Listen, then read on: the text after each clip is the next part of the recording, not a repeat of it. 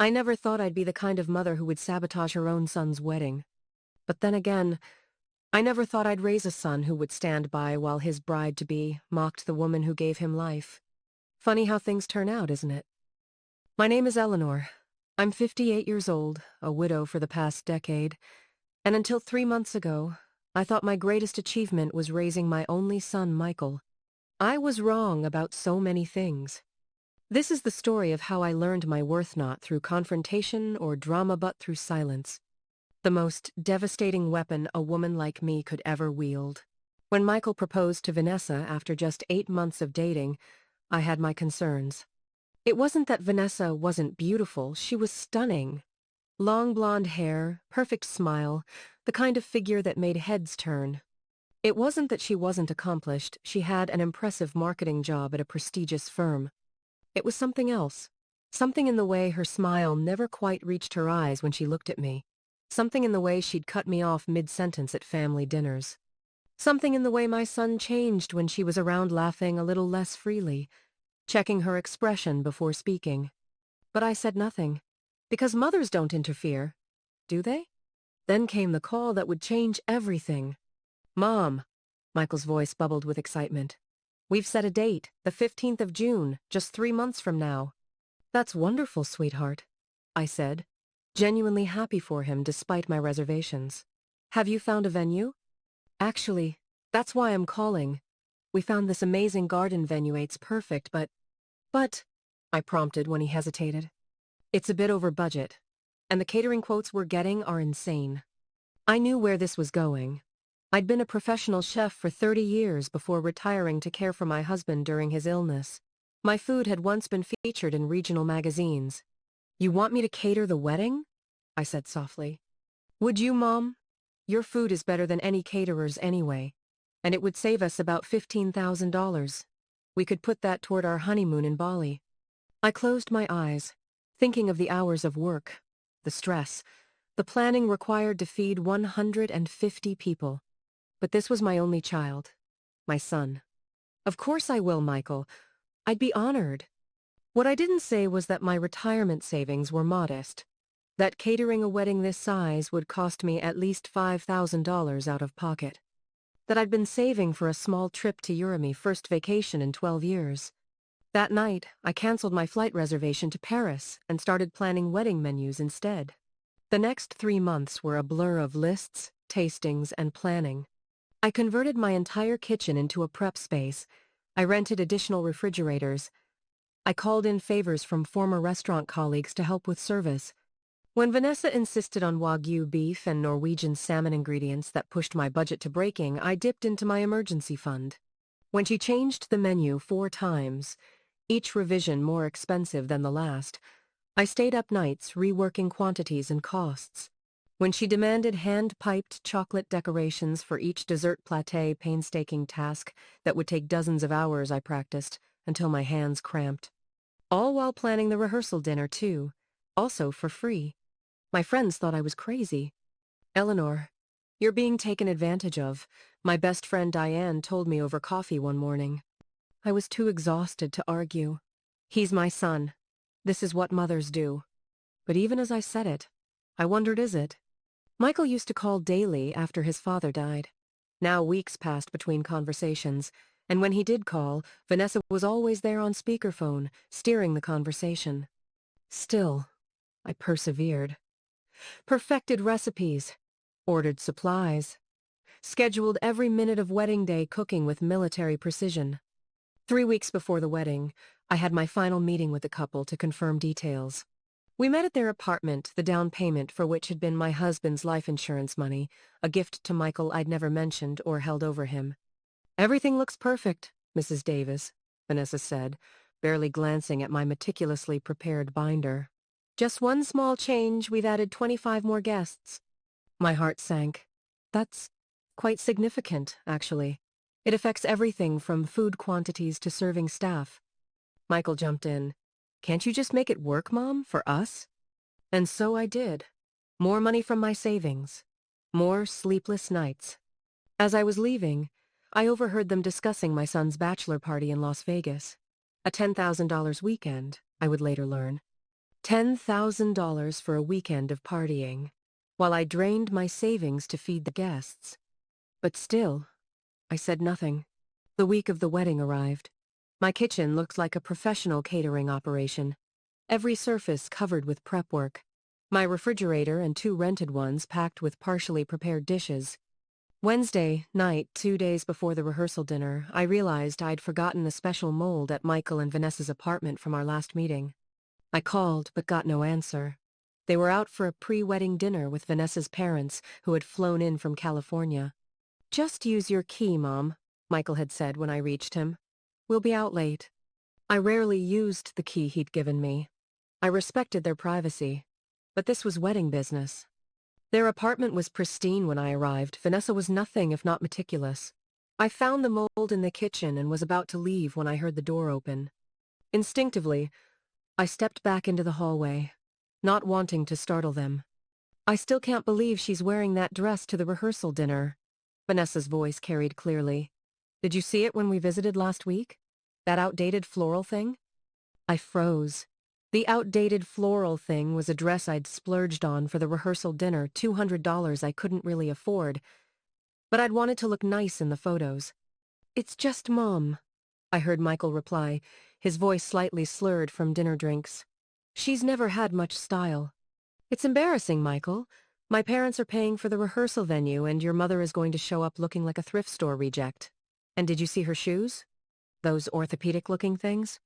I held my breath, waiting for my son to defend me. "What do you want me to do? She's cooking everything for free. We can't exactly tell her what to wear, too." Vanessa laughed, a brittle sound that cut through me like glass. "Well, at least we won't have to include her in many photos. I've already told the photographer to focus on my family during the reception. They know how to dress appropriately." I didn't wait to hear more. I slipped out silently, the mold clutched in my trembling hand. In my car, I finally let the tears fall. Not because of Vanessa's cruelty, I'd sensed her disdain from the beginning, but because of Michael's silence, his laughter, his betrayal. The son I'd raised, the boy I'd read to every night, whose scraped knees I'd bandaged, whose college education I'd worked double shifts to pay for had stood by while his future wife mocked me. Worse, he'd joined in. And for what? For a dress I'd bought specifically to make him proud. As I drove home, something hardened inside me. A lifetime of putting others first, of sacrificing without complaint, of being taken for granted. It was enough. I wiped my tears and made a decision. My revenge wouldn't be loud or dramatic. It would be silent, and it would be absolute. The next morning, I made 3 phone calls. The first was to my bank. "I'd like to withdraw my entire savings, please." The second was to my friend Stephen, who owned a small catering company. "I have an unusual proposition for you." The third was to my travel agent. "Is that Paris booking still available?" Next, I sent a single text message to Michael. "Everything is on track for the wedding. Don't worry about a thing."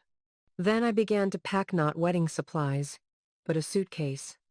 Into it went my passport, comfortable shoes for walking European streets, and yes, my floral dress, the one Vanessa had mocked.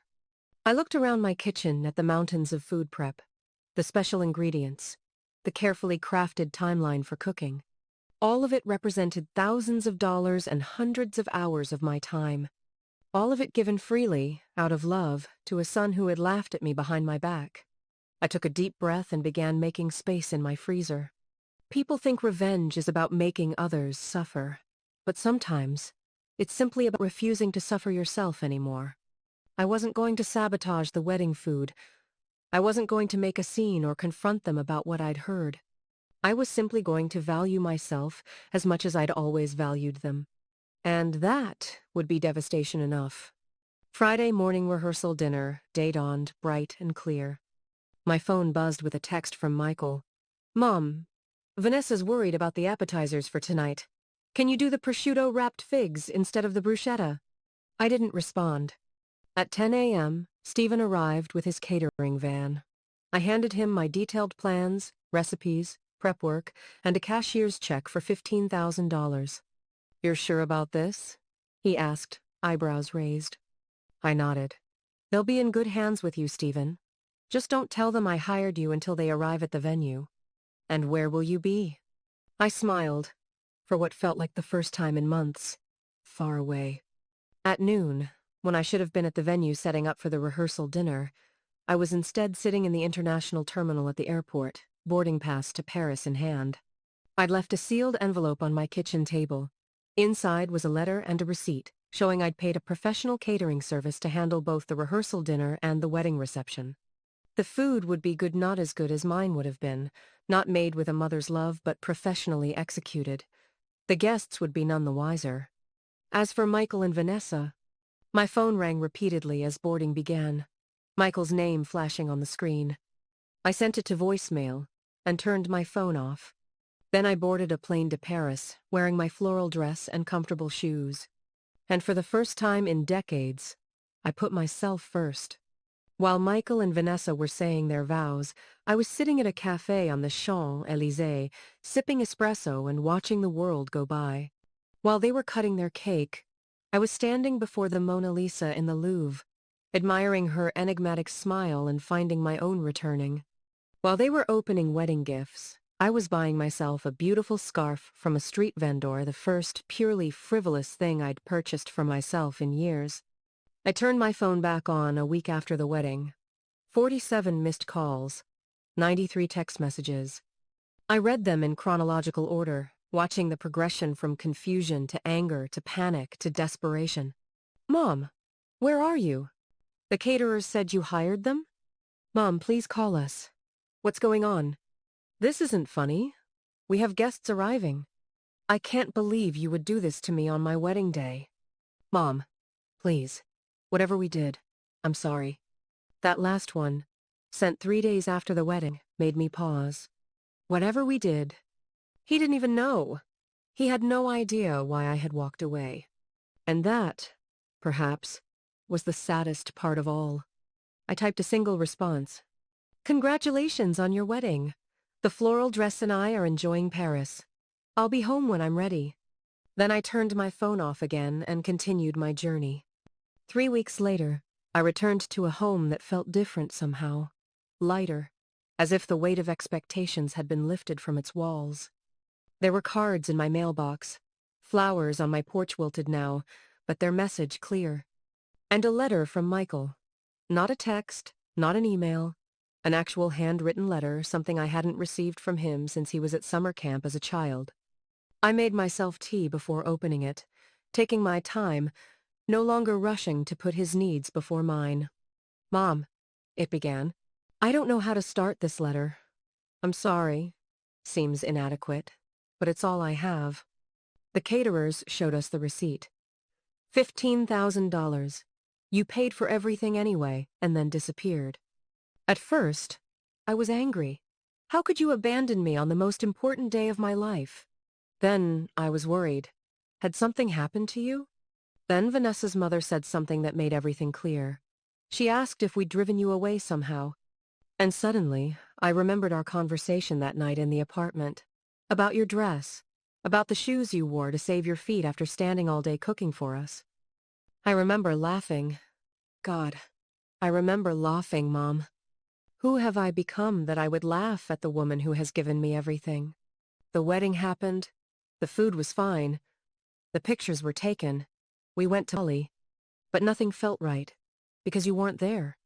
Vanessa and I have had some long talks since then, about respect, about family, about the kind of people we want to be. I don't know if you can forgive me. I'm not sure I deserve it, but I want you to know that your silent departure spoke louder than any confrontation ever could. I'm listening now, Mom. Finally listening. With love and deepest regret. Michael. I set the letter down, my tea gone cold. Out my window, I could see the first leaves beginning to turn gold and red. Change was coming to the trees, to my life, perhaps even to my relationship with my son. But this time, any reconciliation would be on different terms. Terms that included respect, appreciation, and the understanding that my love, while unconditional, would no longer come at the cost of my dignity. 2 days after I returned, my doorbell rang. Standing on my porch was Vanessa. Alone. She looked different, smaller somehow, without her usual perfect makeup and styled hair. "May I come in?" she asked, her voice lacking its usual confidence. I hesitated, then stepped aside. In my living room, she sat perched on the edge of the sofa, clutching her purse like a shield. "I owe you an apology," she began, eyes fixed on the floor. "What I said about your clothes. It was cruel and shallow." I said nothing, letting the silence stretch between us. "The thing is," she continued, filling the void I created, "I've always been intimidated by you." That surprised me. Intimidated? By me? She nodded. "Michael talks about you like you're some kind of superwoman. My mom worked 2 jobs to send me to college. My mom started her own catering business from nothing. My mom never complains." She looked up at me. "Do you know how hard it is to compete with that?" I studied her face, seeing, perhaps for the first time, the insecurity behind the perfect facade. "You never had to compete," I said finally. "There's more than enough love to go around." "I know that now," she whispered. "When you disappeared, when I saw what it did to Michael, I realized how wrong I'd been. About everything." She reached into her purse and pulled out a small box. "This is for you." Inside was a delicate silver bracelet. Engraved on the inside were the words, "Family is a choice we make every day." "It's not expensive," she said quickly. "We're actually cutting back on expenses. I quit my job at the marketing firm." "You what?" I couldn't hide my surprise. "I was miserable there," she admitted. "Always trying to impress people who didn't care about me. Always focusing on appearances over substance." She smiled ruefully. "Sound familiar?" I found myself smiling back, just slightly. "I've started working at a nonprofit. The pay is terrible, but the work matters." Michael supported my decision completely. She hesitated, then added, "Your son is a good man, Eleanor. He just lost his way for a while. We both did." As she left, she turned back. "Oh, and I love your floral dress, by the way. I saw it in the photos you sent from Paris. It looked beautiful on you."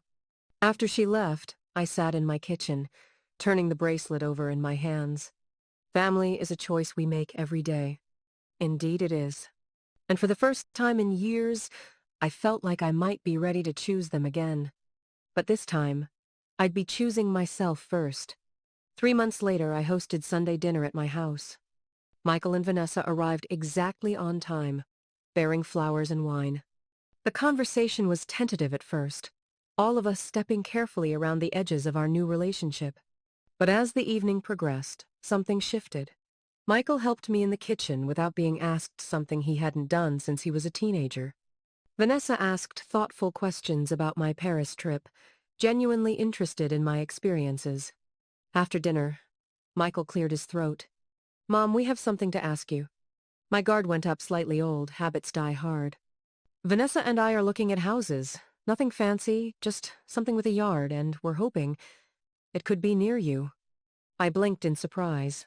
"We've been talking," Vanessa added, "about family, about what matters. And we realized we want our children to grow up knowing their grandmother, really knowing her." "Children?" I asked. Michael smiled, taking Vanessa's hand. "Not yet, but someday. And when we do have them, we want to do it right. We want them to see what strength looks like, what dignity looks like, what forgiveness looks like," Vanessa added softly. I looked at them, really, looked at them, and saw something I hadn't seen before. Growth, humility, the beginnings of wisdom. "I think I'd like that," I said finally. "Having you nearby." As they were leaving, Michael hugged me tightly.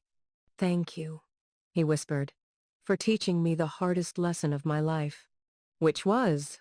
I asked. "That love without respect isn't love at all. It's just habit."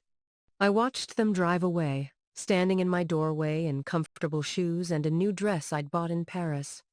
In conclusion, sometimes the most powerful thing a woman can do is simply walk away.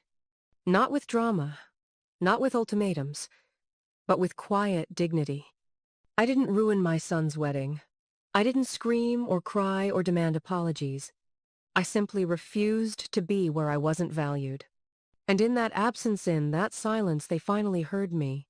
The floral dress hangs in my closet now. I wear it sometimes, not because it's fashionable, but because it reminds me of the day I finally chose myself. The day my revenge wasn't sabotaging their happiness, but finding my own. The silver bracelet Vanessa gave me catches the light on my wrist as I write this. Family is a choice we make every day. Today, I choose them. Tomorrow, I might again. But every day, without fail, I choose myself first. And that, in the end, was the most powerful revenge of all. If you're watching this and feeling unappreciated, remember, sometimes the loudest statement is a quiet exit. Sometimes the most powerful revenge is simply thriving elsewhere. And sometimes, those who fail to value your presence need to experience your absence before they can truly see you. Subscribe to Her Tales for more stories of women who found their voice in silence and their power in walking away. Because every woman deserves to be seen, heard, and respected, even if she has to teach that lesson the hard way.